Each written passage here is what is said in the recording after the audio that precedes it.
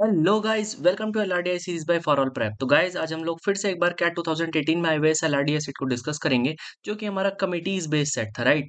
तो directly set को attack करना शुरू करते हैं। तो ये सेट कह रहा है 24 people are part of 3 committees, okay, which are to look at research, teaching and administration respectively. No two committees have any member in common. No two committees are of same size.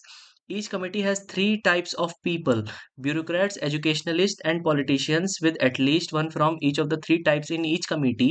Okay, the following facts are also known about the committees. अच्छा, तो मुझे इस committee के बारे में कुछ कुछ चीजें पता है।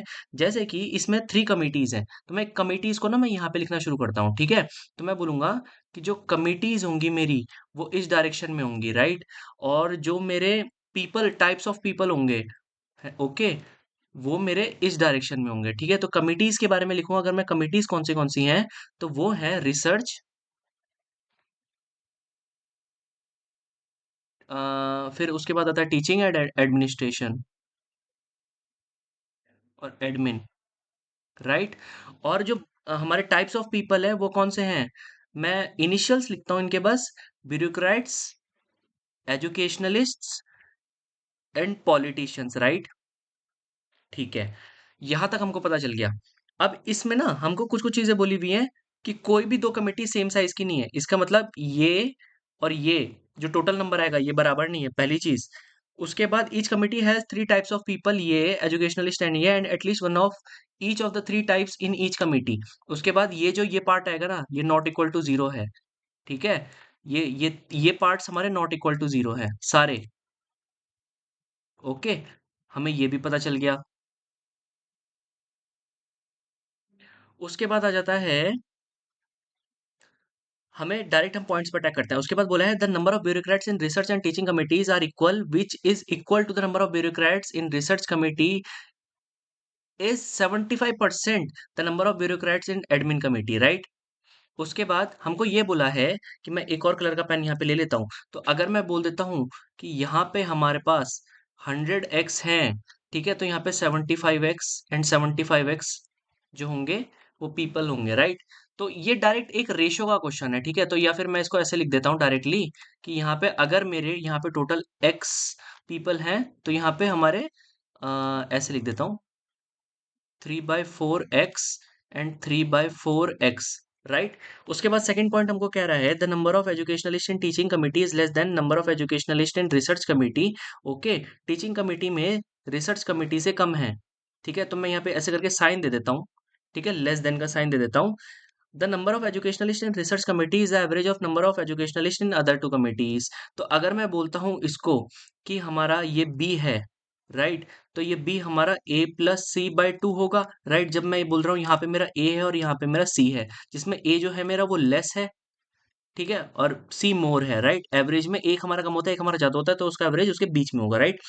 थर्ड पॉइंट है 60% of the politicians are in administration committee, okay. अगर मैं पॉलिटिशियंस को बोल रहा हूँ मेरे टोटल वाई हैं, तो इसका जो 60% है, इसका मतलब जो 3/5 ऑफ वाई है वो मेरा एडमिनिस्ट्रेशन कमेटी है, एंड 20% इन टीचिंग कमेटी।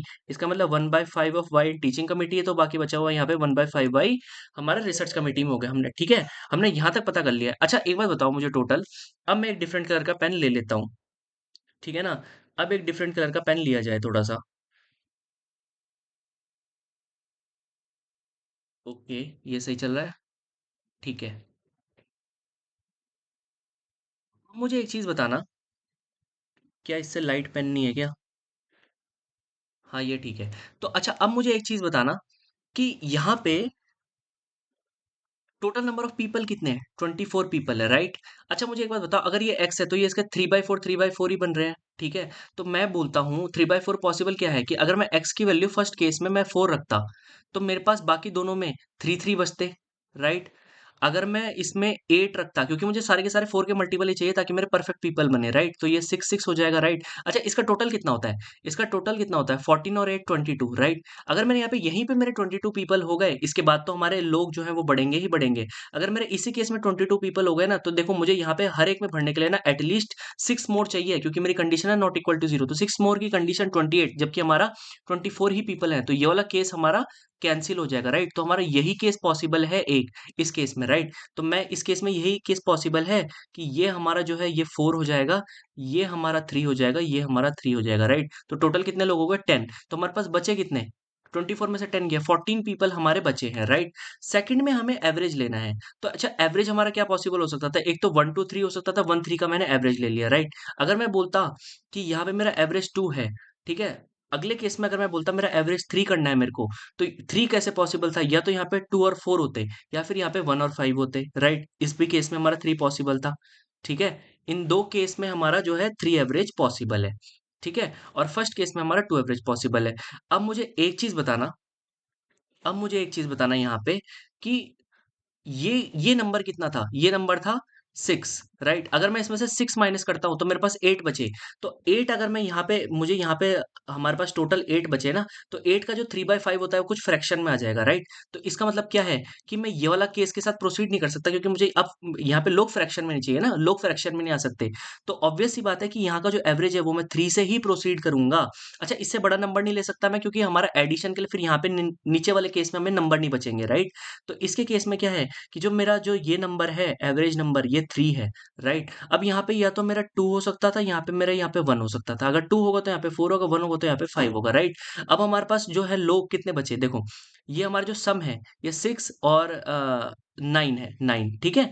9 बचा तो 14 में, अब मेरे टोटल बचे थे 14। अब फिर हमारे उसमें देखो, यहाँ पे हमारा जो था, यहाँ पे हमारे 10 पीपल थे। अब यहाँ पे हमारे कितने पीपल हो गए? यहाँ पे मेरे 9 हो गए, तो बचे हुए 5 यहीं पे होंगे। तो 5 का 3/5, 3 पीपल यहाँ पे होंगे, राइट? 1 यहाँ पे होंगे, 1 यहाँ पे होंगे, राइट? तो इसका जो टोटल होता है, इसका टोटल हमारा 7 हो जाता है, ओके? इसका टोटल हमारा कितना हो सकता है? इसका 4 5 या तो 6 हो सकता है, ठीक है? और या फिर हमारा 5 हो सकता है, राइट? इसका टोटल हमारा ये हो सकता है, और इसका टोटल हमारा कितना हो सकता है? 4 7 11 हो सकता है, या 12 हो सकता है, राइट? ठीक है? तो चलिए डायरेक्टली क्वेश्चंस की तरफ बढ़ते हैं। फर्स्ट क्वेश्चन हमसे क्या बोल रहा है? फर्स्ट क्वेश्चन हमसे ये बोल रहा है, रेड पेन ले लेते हैं। Based on the given information, which of the following statement must be false? False कौन सी है? Okay. In the administration committee, the number of bureaucrats is equal to the number of educationalists. Administration committee, bureaucrat और educationalist बराबर हैं, बराबर है। इसमें लिखा है must be false। देखो बराबर हो भी सकते हैं, ये देखो यहाँ पे देखो बराबर हो भी सकते हैं, ठीक है? राइट? यहाँ पे देखो बराबर हो भी सकते हैं। मैं इसको मस्ट बी फॉल्स नहीं बोलूंगा। मस्ट बी फॉल्स मतलब हर केस में फॉल्स ही होगा। यहाँ पे बराबर हो भी सकते हैं। सेकंड पे बढ़ते हैं। The size of the research committee is less than the size of teaching committee. तो रिसर्च कमिटी का जो साइज है वो टीचिंग कमिटी से हमारा कम है। देखो यहाँ पे देखो, यहाँ पे देखो, रिसर्च कमिटी का साइज है 7, वो टीचिंग कमिटी से चाहे कोई सा केस ले लूं हमेशा ज्यादा है। तो यही वाली हमारी मस्ट फॉल्स कंडीशन थी। बात समझ में आ गई?